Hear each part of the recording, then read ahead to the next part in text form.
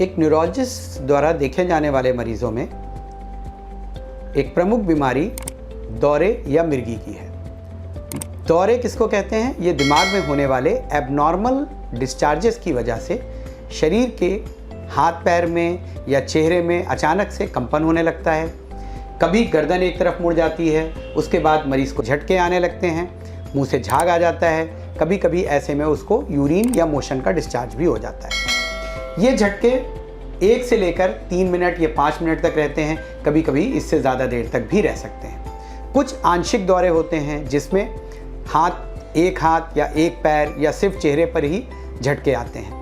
कुछ दौरे या मायोक्लोनिक जर्क्स कहलाते हैं जिसमें मरीज सिर्फ चौंकता है। तो ये डिफरेंट तरह के दौरे हैं। एक और कॉमन दौरा एब्सेंस अटैक कहलाता है, जिसमें अक्सर बच्चों की स्कूल से शिकायत आती है कि बच्चा अटेंटिव नहीं है, यानी बात करते करते बच्चा 1 सेकंड के लिए रुक जाता है। अगर हाथ में वो कुछ लिए हुए है, पेन लिए हुए है, तो उसके हाथ से पेन छूट सकता है और उसके बाद फिर वापस वो अपनी नॉर्मल पोजीशन पे आ जाता है। इसको इनअटेंशन समझा जाता है, लेकिन ये विशेष प्रकार के दौरे या एब्सेंस अटैक होते हैं। तो मिर्गी के मरीज़ के लिए भी ये समझना चाहिए, बहुत सारी भ्रांतियां हैं, बहुत से मिसकॉन्सेप्ट हैं। लोग इसको देवी अभिशाप समझते हैं, बुरे कर्मों का नतीजा समझते हैं, कभी कुछ और जादू और भूत प्रेत इस तरह की चीज़ें समझते हैं, लेकिन ये एक बीमारी है। इसका इलाज मुमकिन है। अपने न्यूरोलॉजिस्ट को संपर्क करना चाहिए। इस तरह के केस में न्यूरो इमेजिंग या CT स्कैन, MRI किया जाता है।